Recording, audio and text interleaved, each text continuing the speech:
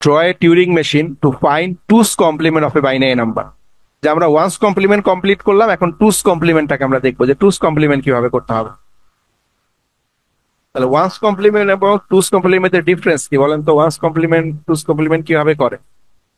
ধরেন আমাদের একটা বাইনারি নাম্বার প্লাস ওয়ান হচ্ছে 1011, ছোট্ট বাইনারি নাম্বার ধরে করি, আমরা যে কোনো নাম্বার দিয়ে করতে পারি একই কাজ।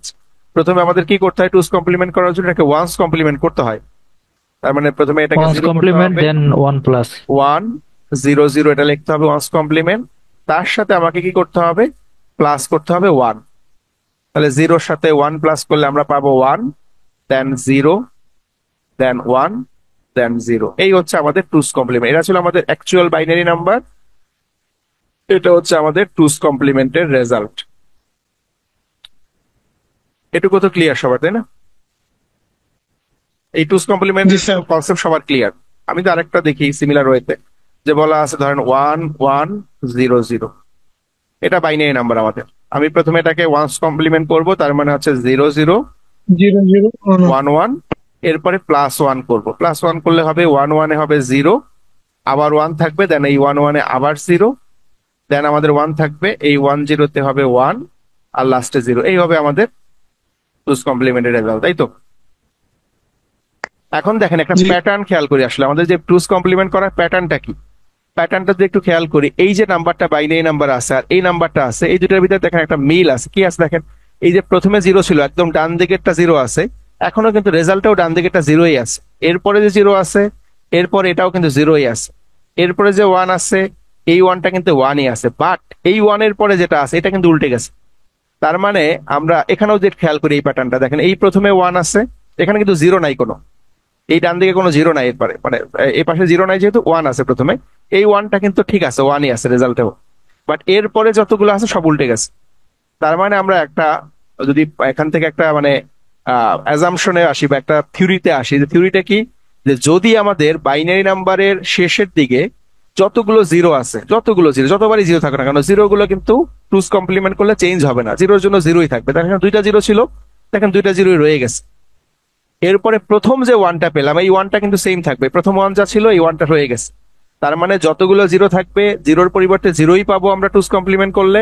প্রথম 1টা 1ই পাবো, বাট এই প্রথম 1-এর পর থেকে যা কিছু থাকবে এই সবগুলো উল্টে যাবে। তাহলে এখানেও দেখেন এই প্রথমেই তো 1 পাচ্ছে, এর আগে যেহেতু 0 নাই, তাহলে এই প্রথম 1টা কিন্তু ঠিক আছে, দেখেন এই বাকি সবগুলো উল্টে যাচ্ছে। তাহলে কি একটা সূত্র আমরা এখান থেকে বলতে পারি, যে যখন একটা বাইনারি নাম্বারকে 2's কমপ্লিমেন্ট করি, তখন কি হয়, লাস্টের 0 গুলো 0ই থাকবে, প্রথম 1টা 1ই থাকবে, তারপর থেকে সব উল্টে যাবে, তাই না? জি স্যার। জি স্যার। তাহলে এই জিনিসটাকে আমরা মেশিনে এখন বলবো, মেশিনকে আমরা এই কনসেপ্টটা ইউজ করি আমরা মেশিনটা তৈরি করব। তাহলে আমাদের আর এই যে ওয়ান্স কমপ্লিমেন্ট করে 1 প্লাস করা এত ঝামেলা লাগবে না। তাহলে আমরা এখানে একটা ইনপুট দেই, আগে আমরা একটা ইনপুট দেই বাইনারি নাম্বারে 0, এরপরে দিলাম 1, ছোট্ট দিচ্ছি, আমরা চাইলে যে কোনো ইনপুট দিতে পারি আমরা জানি। আর আশেপাশে আমরা বলে দিই ব্ল্যাঙ্ক, এর পাশেও ব্ল্যাঙ্ক দেওয়া আছে, এর পাশেও ব্ল্যাঙ্ক দেওয়া আছে। পয়েন্টারটা আমাদের মুভ থাকবে হচ্ছে ইনিশিয়ালি এই পয়েন্টে, এবং আমরা মেশিন ড্র করা শুরু করি। তাহলে আমাদের ইনিশিয়াল স্টেট হচ্ছে Q0, এখান থেকে আমাদের স্টার্ট হল। আর তাহলে নেক্সট আমাদের কি হবে? তাহলে আমরা বলছিলাম যে আমাদের যখন 2's কমপ্লিমেন্ট করব, তখন আমাদের কি ছিল, এই যে ডান দিক থেকে যদি আমাদের 0 থাকে, এই 0-কে 0ই রাখবো, প্রথম 1টাকে 1 রাখবো, এই প্রথম 1-এর পরে যা থাকবে এই সবগুলোকে ঘুরাবো। তার মানে আমি কিন্তু এই বাম দিক থেকে আমাদের পয়েন্টারটার কাজ শুরু করবো না, আমরা এই পয়েন্টারটাকে নিয়ে আসবো ডান দিকে, দেন ডান দিক থেকে আমরা অপারেশন স্টার্ট করবো। ব্যাপারটা কি বুঝছেন? জি স্যার। কমপ্লিমেন্ট যখন করবো, তখন আমাদের সূত্র অনুযায়ী, পয়েন্টারটাকে জি প্রথমে স্যার। একদম লাস্টে নিয়ে আসতে হবে, এবং লাস্টে যতবার 0 পাবো 0-কে 0 রাখবো, 1 পেলে প্রথমটাকে 1 রাখবো, এরপর থেকে আমাদের চেঞ্জ শুরু হবে। তাহলে আমাদের পয়েন্টার প্রথমবার কাজ হচ্ছে শুধুমাত্র পয়েন্টারটাকে লাস্টে মুভ করে নিয়ে যাওয়া, আমরা কোনো অপারেশন করবো না, শুধু পয়েন্টারটাকে সরাবো। তো এটার জন্য কি করতে হবে, লুপ বলে দিতে পারি, যেমন আগেও বলছিলাম আমরা ওয়ান্স কমপ্লিমেন্টের ক্ষেত্রে। তাহলে বলবো কি, যদি 1 পাওয়া যায়, 1-কে তুমি 1 রাখবা, কোন দিকে যাবা? রাইটে, রাইট স্যার। রাইটে। আবার যদি তুমি 0 পাও, তাহলে 0-কে কি রাখবা? 0ই রাখবা, এক্ষেত্রেও তুমি রাইটে যাবা। তাহলে আমাদের পয়েন্টারটা শুধু রাইটে নেওয়া দরকার। একটা সময় আমাদের পয়েন্টারটা কোন পজিশন আসবে বলেন তো? এই ব্ল্যাঙ্কে আসবে না? যদি এই লুপে ঘুরে ঘুরে 0-1-কে সে জি 0-কে স্যার। রাখে, রাইটে আসে, তাহলে আমাদের পয়েন্টারটা কিন্তু একটা সময় এখান থেকে চলে আসবে এই ব্ল্যাঙ্কে। যখনই ব্ল্যাঙ্কে আসবে তখন আমরা বুঝে ফেললাম কি যে আমাদের সবগুলা ইনপুট আমরা কিন্তু চেক করে রাইটে চলে আসছে, একদম রাইট রাইট পজিশনে চলে আসছে। তাহলে আমরা এখানে লিখবো যদি ব্ল্যাঙ্ক পাওয়া যায়, বি পাওয়া যায়, মানে বি ফর ব্ল্যাঙ্ক, ব্ল্যাঙ্কে ব্ল্যাঙ্ক রাখবা, পয়েন্টারটা ব্ল্যাঙ্কে এখন কোথায় থাকবো মুভ করবো? লেফটে মুভ লেফট। করবো। লেফটে মুভ করলে আমাদের নতুন ট্রানজিশনে এই যে কিউ নট থেকে নতুন স্টেটে চলে আসলাম, এই ট্রানজিশন দেখে সেটা হচ্ছে কিউ ওয়ানে চলে আসলাম। এখন কিউ ওয়ানে আসার পরে আমরা কি বলবো? কিউ ওয়ানে আসার পরে মানে হচ্ছে আমাদের পয়েন্টারটা কিন্তু এখন আছে হচ্ছে এই পজিশনে, এই পজিশনে পয়েন্টারটা এখন আছে।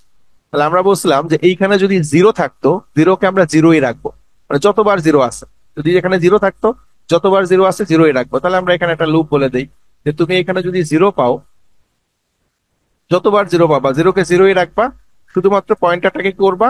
লেফটে মুভ করে দিবা, তাই না?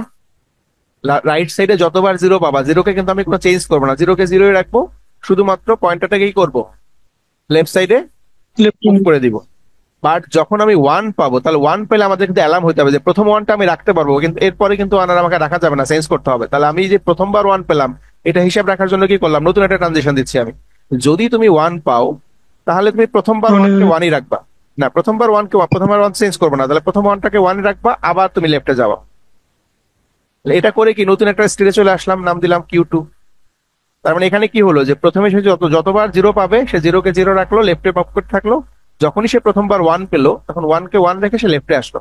এখন এরপর থেকে সে জিরো পাক বা ওয়ান পাক সবগুলাই কিন্তু তাকে চেঞ্জ করতে হবে। তাহলে এখানে এসে আমরা একটা চেঞ্জ লুপ হয়ে যাবে, বলে জি দিব স্যার।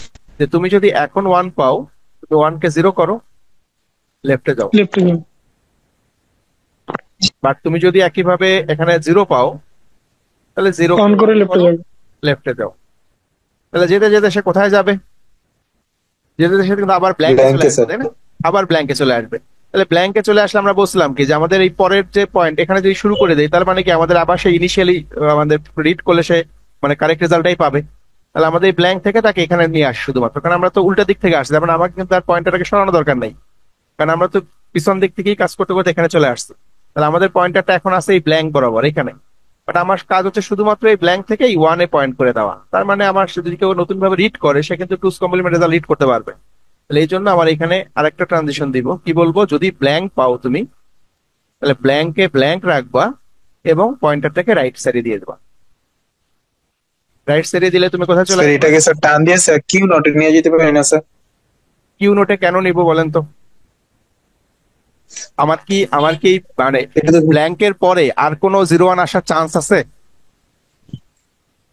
আমাদের ইনপুটে বসলাম কি ইনপুটের দুই পাশেই কি ব্ল্যাঙ্ক থাকে, তাহলে আমার কি এই ব্ল্যাঙ্কের পরে আবার কখনো জিরো ওয়ান আসবে? কখনোই পাবো না। তারপর আমার তো শেষ, তাই না? হ্যাঁ স্যার বুঝতে পারছি। মানে আমার তো মানে ইনপুটটা তো অলরেডি আমাদের টুস কমপ্লিট হয়ে গেছে।